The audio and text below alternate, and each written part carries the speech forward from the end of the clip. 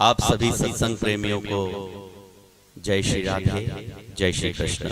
आपने अभी तक हमारे चैनल जय मां ललिता को सब्सक्राइब नहीं किया है तो आज ही सब्सक्राइब करें। नित्य नए प्रवचनों का घर बैठे आनंद लें। हरे कृष्ण गोविंद हरे मुरारे, हे नाथ नारायण वासुदेवा। श्री कृष्ण गोविंद हरे मुरारे, हे नाथ नारायण वासुदेवा। हे कृष्ण गोविंद हरे मुरारी, हे नाथ नारायण वासुदेवा। श्री कृष्ण गोविंद हरे मुरारे, हे नाथ नारायण वासुदेवा।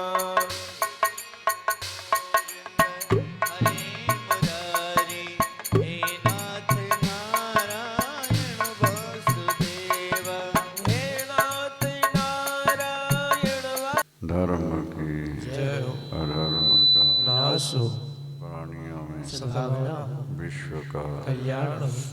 गौ हत्या बंद हो। गौ माता की जय हो। ब्रह्मणि धर्म सम्राट स्वामी श्री करपात्री जी महाराज की जय हो। हर हर महादेव शिवा के विहारी लाल की जय। सदगुरुदेव भगवान की। मूल सिद्धांत यही है कि आत्मा और परमात्मा एक ही है।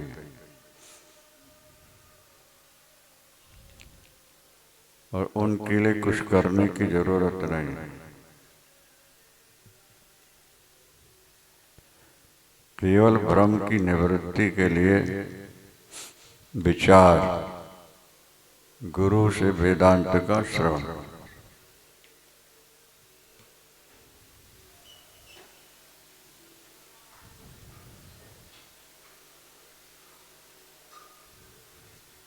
जो वस्तु क्रिया से मिलेगी वो परतंत्र होती है, ये भी ध्यान रखना होगा।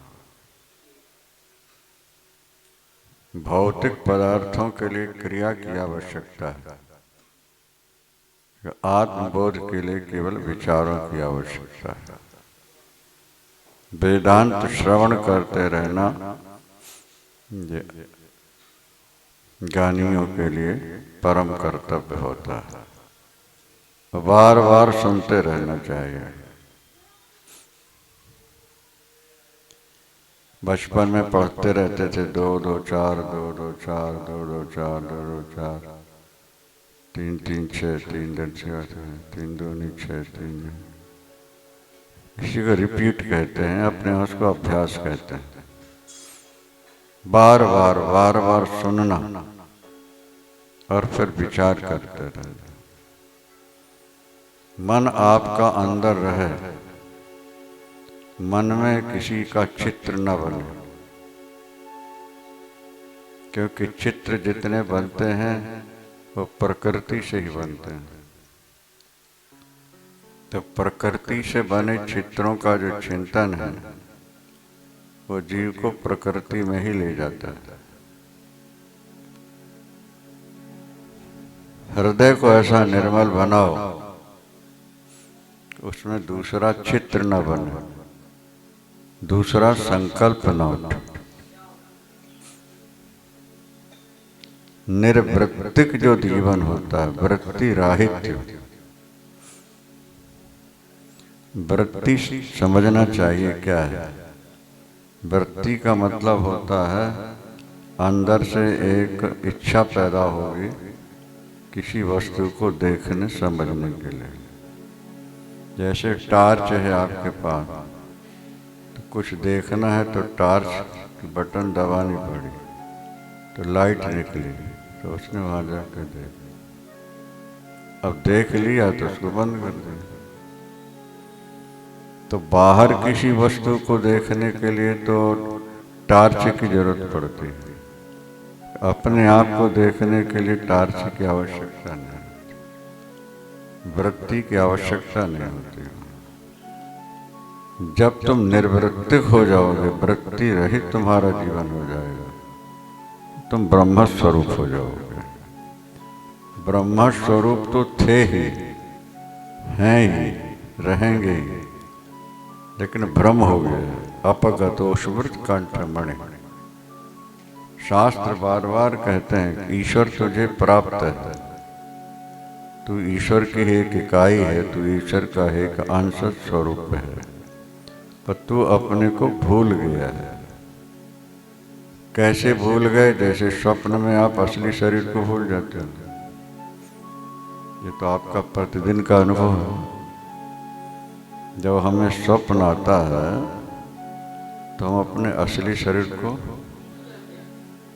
स्वाप्निक शरीर जो मिथ्या है उसको हम सत्य मान करके पकड़ लेते हैं। स्वप्न में दो शरीर होते हैं, अनेक बार कहा गया है। असली शरीर वो है जो बिस्तर पर पड़ा हुआ है। बिस्तर में जब आप पड़े हैं तो आपके शरीर से कोई क्रिया हो रही है क्या? चल रहे हैं, दौड़ रहे हैं, कुछ खा पी रहे हैं, अच्छा। लेकिन स्वप्न में आप किसी के गले भी लग रहे हैं, किसी के भय से भाग भी रहे हैं, कभी पक्षी बन के उड़ भी रहे हैं पक्षी जैसे, तो कभी डूब भी रहे हैं। वो क्या है? वो स्वाप्निक शरीर कहलाता है। और वो स्वप्न जो बनता है उसमें गहराई यही है कि हमने कभी किसी को प्यार से या द्वेष से देखा, उसका चित्र हमारे अंदर बन गया। सामान्य रूप से आप दुनिया को देखते रहोगे तो उसका चित्र नहीं बनेगा अंदर, कि जब प्यार से देखोगे या द्वेष बस देखोगे तो उसका चित्र अंदर बन जाएगा, संस्कार। अब आप लोग समझते हैं, सब पढ़े लिखे हैं, कि फिल्म में जो चित्र बने हुए हैं वो तो निष्क्रिय हैं। जब VCR पर चढ़ा दिया गया है तो वही चित्र टीवी में दौड़ते, खाते, पीते, हंसते, बोलते नजर आते हैं। मूल तो वो फिल्म में है, वो निष्क्रिय है। वहां से जो अंदर लाइट निकली तो वहाँ चित्र बना के खिल दिए थे, और लाइट गई तो चित्र का चित्र हो जाता है। इसी तरह से जब हम किसी को प्यार से देख लेते हैं, उसको पाने की इच्छा करते हैं, वो नहीं मिल पाते हैं, तो गहराई से चिंतन हुआ है, किसी से शत्रुता हो गई है, हम गहराई से सोचते रहते हैं उसने हमारे साथ ऐसा क्यों किया, तो वो चित्र अंदर बन जाते हैं। अब चित्र फिल्म की तरह हृदय में रहते हैं। जब हम सोए तो हमारा शरीर और हमारी इंद्रियां निश्चेष्ट हो गई, क्या शून्य जैसे हो गई। इंद्रियां सो गई हैं लेकिन मन जाग रहा है। स्वप्नावस्था क्या है? जहाँ इंद्रियां सो जाएं और मन जागता रहे। तो मन को बाहर आने के लिए इंद्रियों का ही दरवाजे हैं, वो सब बंद पड़े हैं। मन जाग रहा है तो फिर वो अंदर की फाइलें खोल के देखने लगता है, क्या? तो अंदर जो आपके संस्कार बने पड़े हैं उनसे लाइट निकालेगा और हृदय के पर्दे पर उनको दिखाना शुरू कर देता है। समझ में आ गया? उस समय जो हमारा एक स्वाप्निक शरीर बन जाता है, जो मिथ्या है, एक सत्य की तरह दिखता है। और उसी में सारी क्रियाएं होती रहती हैं। हम किसी से मिलते हैं, किसी से बिछुड़ते हैं, कोई प्रिय वस्तु मिल जाती है, कुछ प्रिय वस्तु गुम जाती है, हम दुखी और सुखी होते रहते हैं। लेकिन जैसे आंख खुलती है, फिर अंदर जो दिख रहा था वहाँ कोई वस्तु थी नहीं, वो तो हमारे मन का विकार था, हमारे अंदर से ही वो प्रकट हुआ था। इसलिए आंख खोलते फिर हमारे अंदर समा जाता है। उसकी सत्ता नहीं है, पर स्वप्नावस्था में सत्तावान बन के वो दिखता है। इसी तरह से संसार जब बना तो ब्रह्मा ने पहले पंच पर्वा अविद्या का निर्माण किया। जब मानसिक सृष्टि ब्रह्मा ने की तो भागवत के आधार पर वो सब बाबा जी बनते जा रहे थे। पहले सनकादि 4 ऋषियों को बनाया, बेटा संतान पैदा करो, सृष्टि बढ़ानी है, प्रभु की आज्ञा है, हम इस पछड़े में नहीं पड़ेंगे। सनकादिकों ने कहा हम इस पछड़े में नहीं पड़ेंगे। नारद ने तो यहाँ तक कह दिया कि नरक जाना स्वीकार कर लूंगा पर शादी नहीं करूंगा, संतान पैदा नहीं करूंगा। क्यों? बोले यही दुख के कारण है।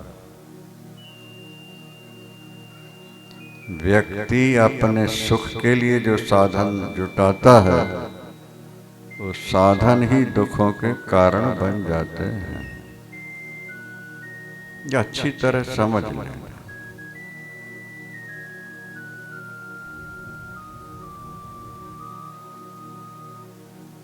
जुगाड़ा तो हमने था कि वो हमारे सुख के साधन बने।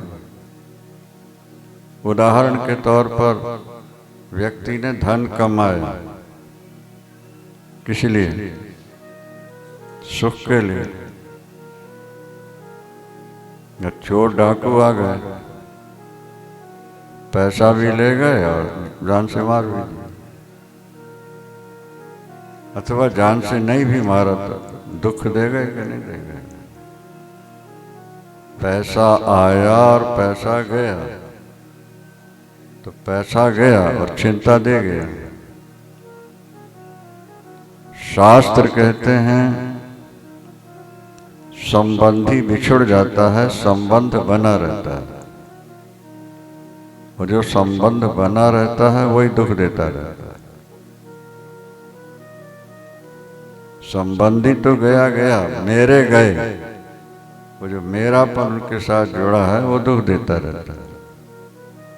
यदि संबंधी के साथ संबंध भी मर जाए तो बिछड़े हुए का दुख कभी हो ही नहीं सकता। मेरापन।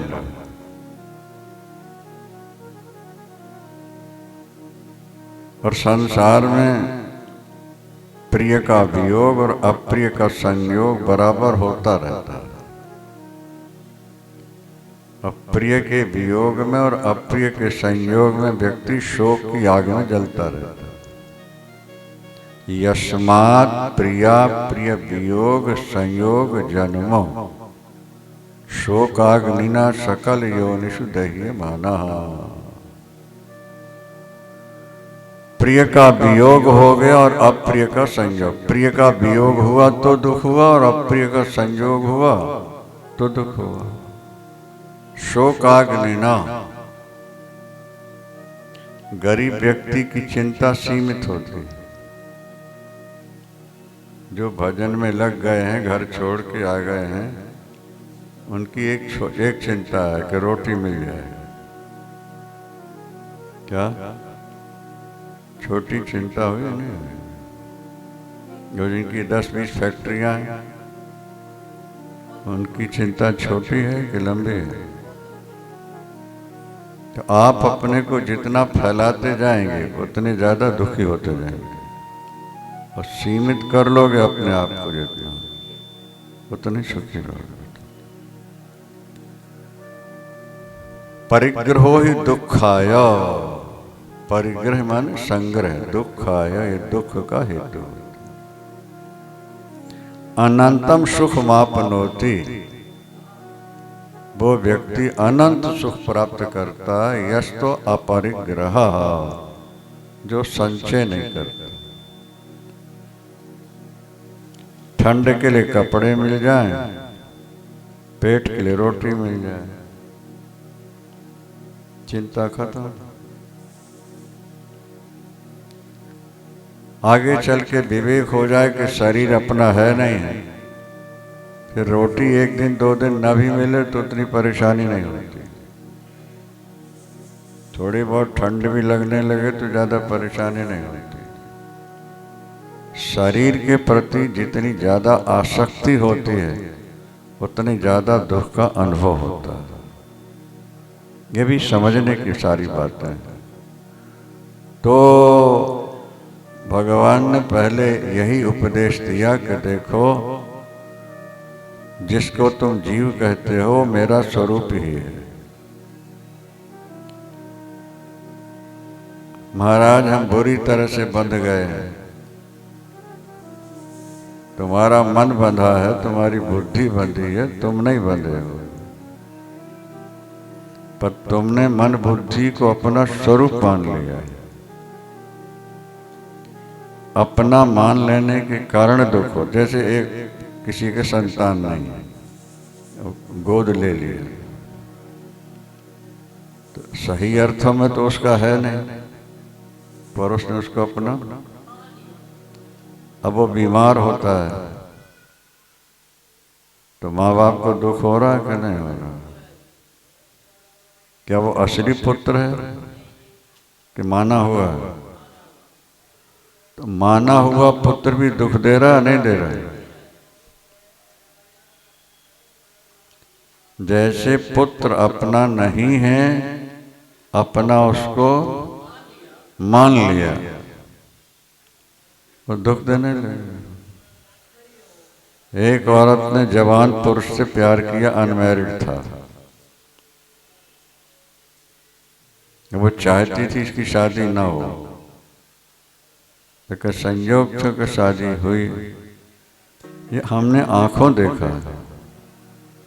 जब शादी हो रही, सुंदरी लड़की सामने आई माला पहनाने, तो जिसने प्यार कर रखा था उसको चक्कर आ गया। बोलो वृंदावन बिहारी लाल की जय। जितने और खड़े थे सब खुश हो रहे थे, बड़ी अच्छी बहू मिल रही है। और वो जो औरत थी वो हमसे गया, शादी न होती तो हमारा बन के रहता। हो गई तो अच्छा, तो वो उसका अपना तो नहीं है ना, उसने उसको अपना। तो उसको जो दुख हो रहा है केवल मान्यता से दुख हो रहा है ना, न मानती दुख ना होता। तो शरीर को तुमने अपना मान लिया, समस्या है। अच्छा एक बात और देखो, शास्त्र में बड़ी अच्छी लिखी, भागवत में ही लिखी है। एक वस्तु का एक ही मालिक होता है कि ज्यादा होता है? बोला करो भाई, ठीक है। अच्छा, एक वस्तु का मालिक भी हो गया। अच्छा, एक बेटा खड़ा हुआ है जवान, पिता कहता है मेरा, माँ कहती है, दो तो यही हो गए। तो दादा कहता मेरा पोता, तो नाना कहता मेरा धोता, तो मामा कहता मेरा भांजा, तो पत्नी कहती है मेरा पति। ध्यान से सुनो बात। और अग्नि कहती है मेरा भोजन है। क्या? और मिट्टी कहती है मेरा अंश है। अब एक के कितने अनेक अपने हो, कितनों ने उसको अपना माना, तो वो किसका हुआ फिर? वृंदावन बिहारी लाल की जय। बोलो। एक व्यवहारिक बात है। जिस वस्तु के अनेक मालिक होकर झगड़ने लगते हैं, सरकार उसको अपने पास रख लेती है। जानकारी है कि नहीं है? उदाहरण के तौर पर जैसे चंडीगढ़ है, पंजाब वालों ने कहा हमारे यहाँ शहर है, हरियाणा वालों ने कहा, तो केंद्र सरकार ने कहा हमारा है, तुम्हारे दोनों। जिसके अनेक मालिक होते हैं और उसका कोई एक मालिक जो होता है वो सबसे छीन लेता है। तो इस शरीर के अनेक मालिक हैं, तो भगवान कहते हैं सब झूठे हैं, मेरे पास आ जा, तो मेरा है। तो हमारा शरीर हमारा नहीं है, इसके तो मालिक अनेक बने बैठे हुए हैं। फिर इसको अपना मान करके खामखा दुखी होते रहना, ये कहाँ की समझ आ रही? इस शरीर के प्रति भी घृणा होनी चाहिए धीरे धीरे। कितना गंदा है, जरा में अशुद्ध होता है, जरा में अपवित्र होता है। इसके 9 दरवाजों से गंदगी निकलती रहती है। साफ करते रहो, ये छूटे जल्दी से, दिव्य शरीर में जाए। सगुण साकार के उपासक हो तो गोपी बन जाओ, यशोदा बन जाओ, क्या समझना, सुभद्रा बन जाओ, भगवान को अपना पति मान लो, चाहे पुत्र मान लो, चाहे भाई मान लो, चाहे पत्नी मान लो, पतिवन मान लो। पुरुष को भी चाहिए कि वो या तो अपने को उनका सखा मान लें, हम उनके सखा हैं, या नंद बाबा की तरह हम उनके पिता हैं, या फिर जगत पिता परमात्मा हम उनके दास हैं। कोई भी एक नाता मान लो, उनसे जुड़ जाओ। दुख भयादि शोका, संसार के जितने नाते हैं दुख भय और शोक ही देने वाले होते हैं। और मजे की बात ये लिखी है भागवत में कि दुखे च सुख मानिनः, व्यक्ति रहता सदा दुखी है, तनावग्रस्त रहता है, लेकिन मानता अपने को सुख। क्योंकि अगर सुखी न माने तो सबको छोड़ के भजन में लग जाएगा। वही बात जो अनेक बार सुनी आपने कि कुएं में उल्टा गिरा हुआ व्यक्ति था और शहद का बिंदु गिर रहा था, तो उसको चाट चाट के वो नीचे सांप थे उनको भूल गया, बाहर हाथी खड़ा था उसको भूल गया, तो चाटते चाटते बहुमन्य माना, ये भी एक वाक्य है। अपने को बड़ा भाग्यवान मानता है, मेरे बेटे, ये मेरा पोता, ये मेरी पोती, ये मेरी पत्नी, ये मैंने मकान बना लिया, मैंने दुकान खरीद ली, अब मेरे पास तो बहुत कुछ हो गया, मैं तो सुखी हूँ। रहता दुखी है, मानता। ये भगवान की माया शक्ति है। नाली का कीड़ा नाली में ही सुख का अनुभव करता है, उसको बाहर ला के इत्र के फोहे में रखो, बोलो भाई, छटपटाएगा, भागेगा, नाली मिल गई, खुश हो गया। ये पंच पर्वा अविद्या का चमत्कार है। जब मानसिक सृष्टि से कार्य नहीं चला, तब फिर भगवान का स्मरण किया, फिर प्रभु ने संकेत दिया कि इनको भुलावे में डालो। ठग जो होते हैं ना भाई, वो पहले आपसे मित्रता जोड़ते हैं, और जब विश्वास कर लिया तुमने उन पर, तुमने अपना उनको खाने को दिया, वो अपना देने लगे, बाजार से लाने लगे, तो धीरे से वो पॉइजन मिला देते हैं।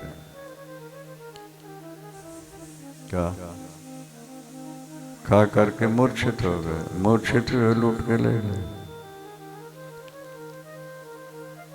तो ये प्रकृति जो माया है, इसमें पंच पर्वा अविद्या है। अविद्या फंसाती है और विद्या छुड़ाती है। अविद्या का ही पर्यायवाची अज्ञान है और विद्या माने ज्ञान। ये दोनों भगवान से ही प्रकट हुए हैं, भगवान के शरीर है ये। पंच पर्वा अविद्या क्या है उसको बताया गया। अविद्या, अस्मिता, राग, द्वेष, अभिनिवेश,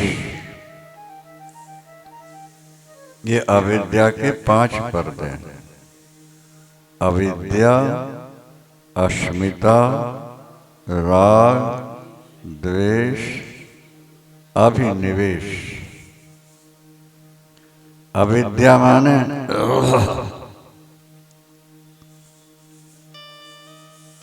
सत्य को असत मान लेना और असत को सत्य मान लेना, अपने को पराया मान लेना और पराये को अपना मान लेना, इसका नाम अस्मिता। ये शरीर को अपना स्वरूप मान लेना,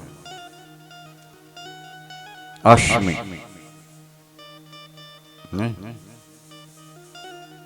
शरीर है तो दूसरे का, लेकिन मान लिया अपना, ये अस्मिता। इंद्रियों के विषयों से राग हो जाना, इंद्रियों के माध्यम से जो विषय मिलते हैं उनके प्रति, और जो इनके प्रतिकूल हो गए उनके प्रति द्वेष हो जाता है, और अंत में अभिनिवेश, मृत्यु का भय पैदा करता है। अब देखो, आत्मा अजर अमर है, लेकिन व्यक्ति मरने से डरता रहता है।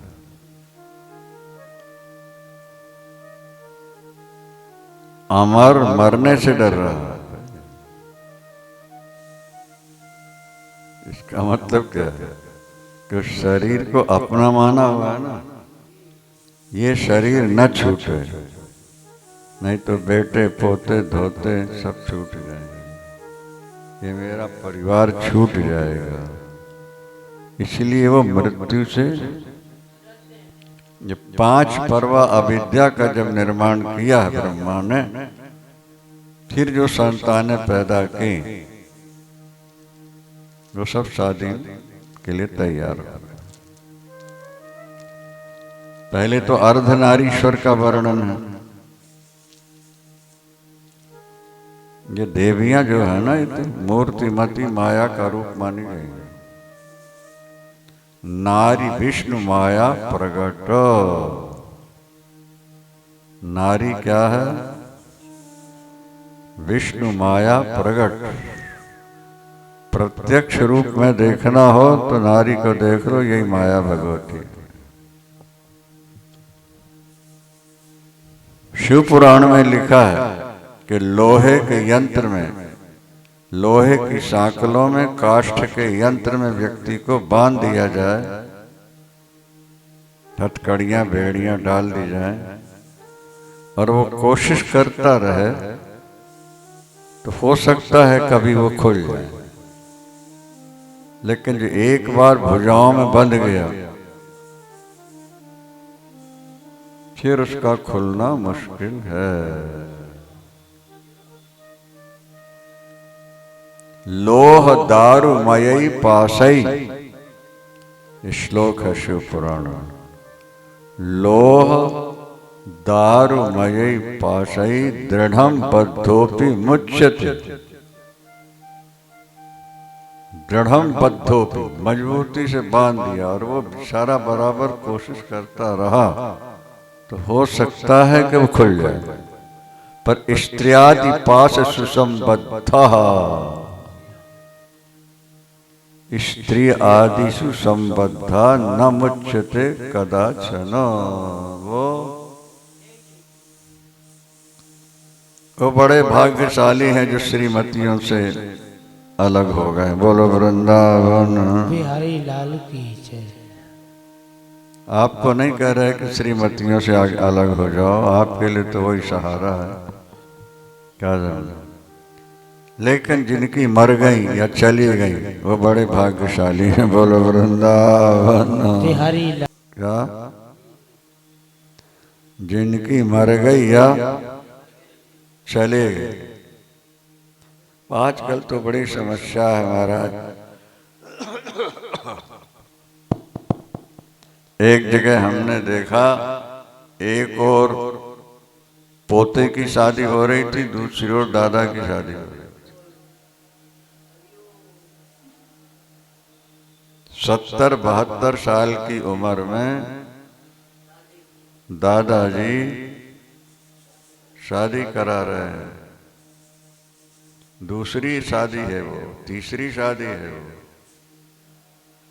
उनके जीवन का जो लक्ष्य है वो श्रीमती, उनके जीवन का सारा सुख श्रीमती, और वही संकट में फंस गए। महाराज दशरथ ने वृद्धावस्था में तीसरी शादी कराई और वही उनके मौत का कारण बना। कहा जाए सारी स्त्रियां ऐसी होती हैं? बोले नहीं, कुछ ऐसी भी होती हैं जो बिगड़े हुए पति को भी सही रास्ते में ले आती हैं, नरक जाते हुए पति को भी खींचकर स्वर्ग ले। लेकिन वो कोई कोई हो। कहावत है ना कि सारी कुतियां अगर गंगाई चले जाएं तो पत्तल कौन चाटेंगे। बोलो वृंदावन। बिहारी लाल की जय।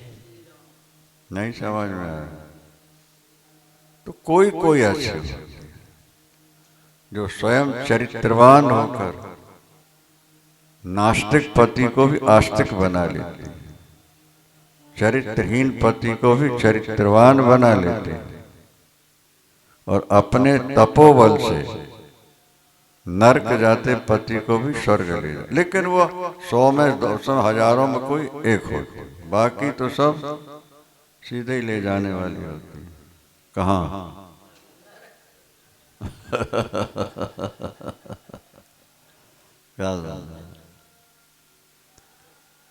पुंसस्त्रिया मिथुनी भावमेकम तयोर हृदय ग्रंथ माहु।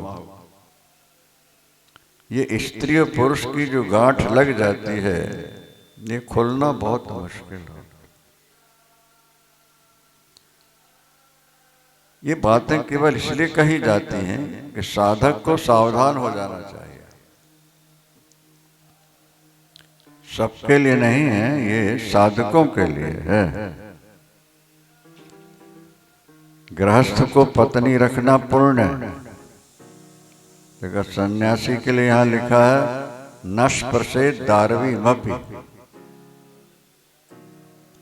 दत्तात्रेय जी के प्रसंग में है, वो कहते हैं जो सन्यास ले चुका है, जो भजन का बीड़ा उठा चुका है, जो एक बार परिवार को छोड़ चुका है, वो लकड़ी की बनी औरत को पैर से भी न छुए। हाथ से बात तो अलग है,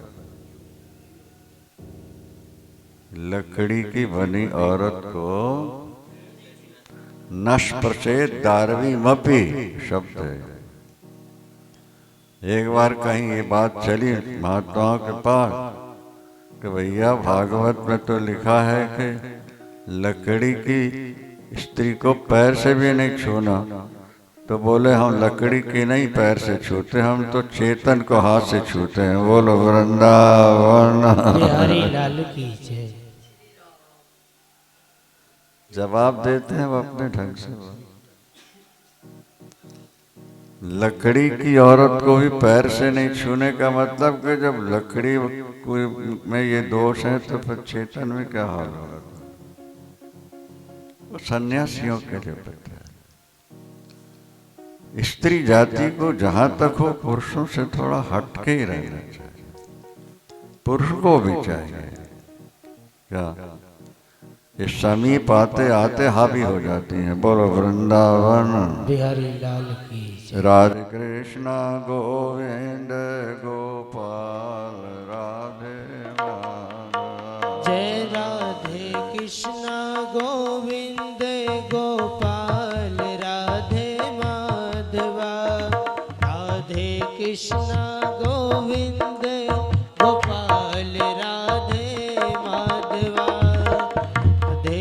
कृष्ण गोविंद गोपाल राधे माधव जय बंसी बजैया माधवा बंसी बजैया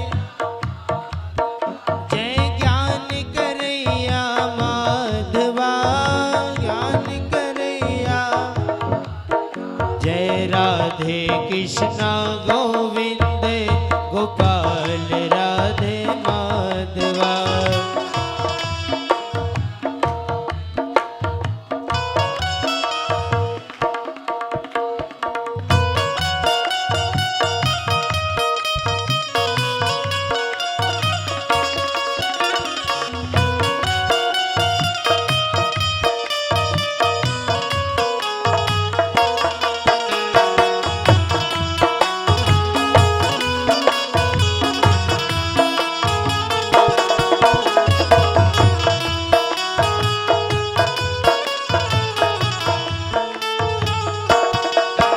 जय ज्ञान करैया माधवा जय मोह हरैया माधवा ज्ञान करैया माधवा जय मोह हरैया माधवा जय ज्ञान करैया माधवा जय मोह हरैया माधवा ज्ञान करैया माधवा जय राधे कृष्ण गोविंद गोपाल राधे माधवा राधे कृष्ण गोविंद गोपाल राधे माधवा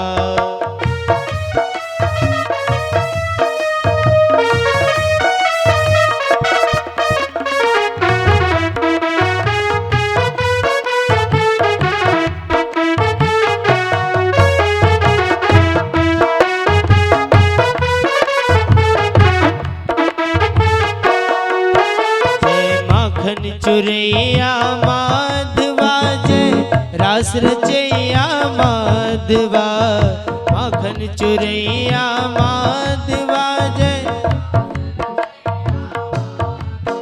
जय माखन चुरैया माधवा जय मोहरैया माधवा माखन चुरैया माधवा मोह हरैया माधवा राधे कृष्ण गोविंद गोपाल राधे माधवा राधे कृष्ण गोविंद गोपाल राधे माधवा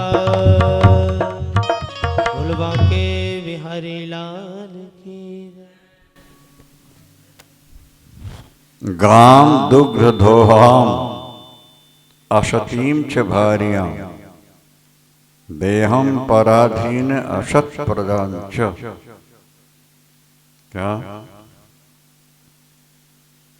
ये हमेशा चुभते रहते हैं। गाय वृद्ध हो चुकी है और दूध के लिए सेवा कर रहे हैं। गौ माता है, उसकी सेवा करने अपना कर्तव्य है, वो बात तो ठीक है, पर दूध की आशा से बूढ़ी गाय की सेवा की जाए तो मिलेगा क्या? असतीं च भार्यां, और दुष्टा कड़ुआ बोलने वाली चरित्रहीन स्त्री, उसकी सेवा में तुम लगे हो। दुख पर दुख जिंदगी भर मिलता ही रहेगा। गाम दुग्ध दोहाम असतीं च भार्यां देहम पराधीन, और शरीर पराधीन है, बिके हुए हो पैसों में। वो डांटते भी हैं, काम कराते हैं, यहाँ जाओ वहाँ जाओ वहाँ जाओ, करना पड़ा। असत प्रजाम च, नालायक संतान पैदा हो जाएगा। कितने हो गए? गाम दुग्धो दोहाम असती भार्या असत प्रजा देहम पराधीन, चार हो गए। असत प्रजाम च वित्तम तो तीर्थी कृत मंग बाचम, धन कमाया लेकिन दान नहीं किया।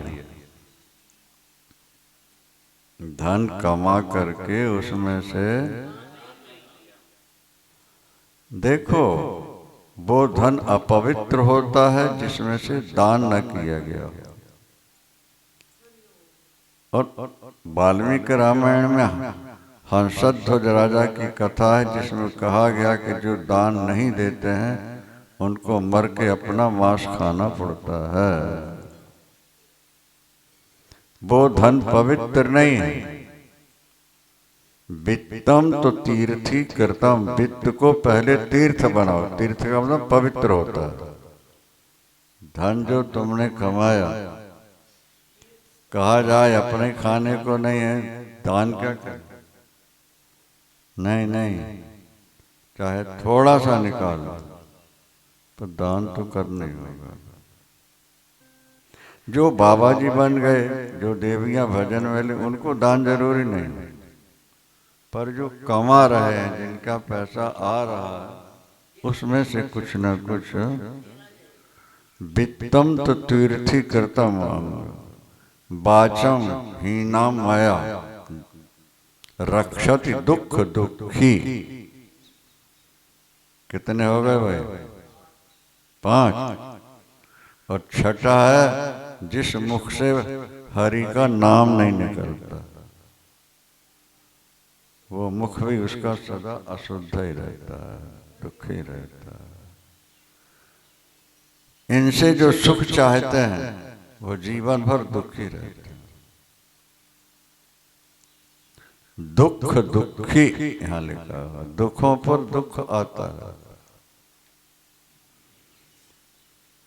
वाणी वही पवित्र है जिससे प्रभु का भजन कीर्तन होता रहता हो। कान वही पवित्र है जिनसे भगवत कथा बराबर सुनी जा रही हो। नेत्र भी वही पवित्र हैं जिनसे भगवत दर्शन किया जा रहा हो। क्या जीवन वही है जो भगवान की सेवा में लग चुका हो। इसलिए यहां लिखा है श्रद्धालु में कथा श्रवण सुभद्रा लोक पावने। श्रद्धालु व्यक्ति को चाहिए कि वो कानों से मेरी कथा सुनता रहे। संतों का संग और कथा का श्रवण, ये 2 ऐसे उपाय हैं जो जीव को ईश्वर से मिला देते।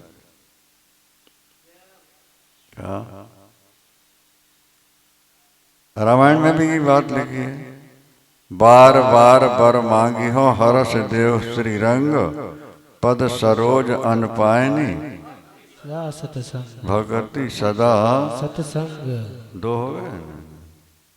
यहां भी यही बात लिखी हुई है कि देखो उधो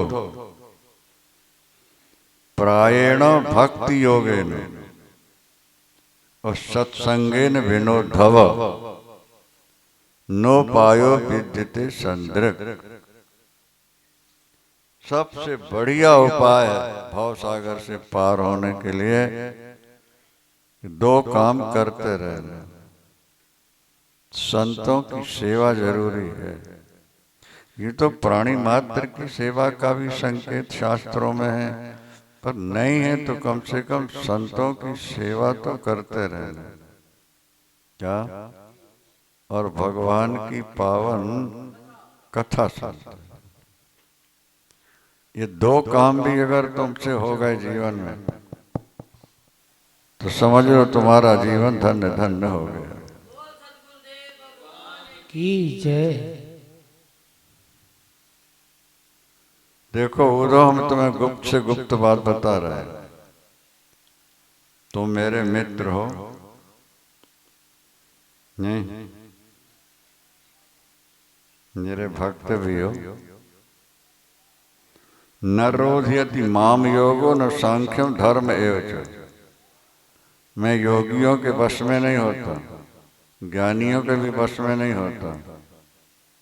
बुझो, स्वाध्याय पाठ करते रहते उन पर नहीं, जप करने वालों पर नहीं,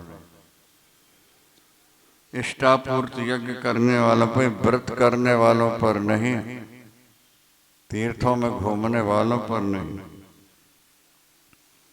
अगर मुझे बांधने वाला कोई साधन है, सर्व संगा पहो ही मां, वो संतों का संग ही ऐसा है। यथावरुंधे सत्संगः, इतनी चीजें गिना दी, मैं बस में नहीं होता हूं। पर जो संतों की सेवा करते हैं और संतों से भगवान की कथा सुनते हैं, मैं उनके वश में हो जाता हूं। ये तो सब सरल है, कर भी सकते हैं। संतों का संग करते रहो और भगवान की पावन सेवा कथा रसमहो नितराम पिबत्वम, महात्मा भी लिखा हुआ है। सेवा कथा रसमहो नितराम पिबत्वम, ऐसे पियो, सेवा करते, सेवा करते रहोगे तो बिना तप किए भी तुम्हें ईश्वर की प्राप्ति हो जाएगी। वो अपनी राजेश्वरी है, सुबह से शाम तक मंदिर की सेवा में लगी रहती। सुबह सुबह उठ के गंगा नहाती है और फिर ठाकुर की सेवा करती। ये बहुत बड़ा तप है। कल जैसे हमने बताया कि ब्लड का सर्कुलेशन शरीर में रहे, एनर्जी, ऊर्जा बढ़ती है, बाहर जाने लगे नर्वसता कमजोर हो जाती है। दूसरी बात हमने जो बताई वो भी ध्यान रखना है, अगर मन अंदर नहीं बैठ पाता है तो भगवान के लिए ही कर्म करो। वो जो कर्म है वो भी ब्लड अंदर ही है। भगवान की सेवा में तुमने अपने को लगा दिया तो तुम्हारा मन समझ लो अपने अंदर ही, बाहर नहीं गया। मन बाहर तब माना जाता है जब पुत्रों के लिए, बेटियों के लिए, परिवार के लिए जाता है, तो फिर वो बाहर कहलाता है। और जो भगवान की सेवा में मन लगा हुआ है तो वो चाहे अंदर हो या बाहर हो, एक बराबर। अगर मन आपका अंदर नहीं बैठता, क्या समझे, तो बाहर उन्हीं की सेवा में लग जाओ। वल्लभ पुष्टि संप्रदाय में 8 बार ठाकुर को नहलाना, पूजा पाठ, भोग राग, अष्टयाम पूजा कहलाती है। जानकारी है कि नहीं है? हाँ, 8 बार मंगला आरती से लेके शयन आरती तक 8 बार ठाकुर की पूजा कर रहा है। अब मन अंदर भले नहीं है, बाहर है, लेकिन ठाकुर से जुड़ा है ना, इसलिए वो अंदर के ही समान है। वृंदावन बिहारी लाल की जय।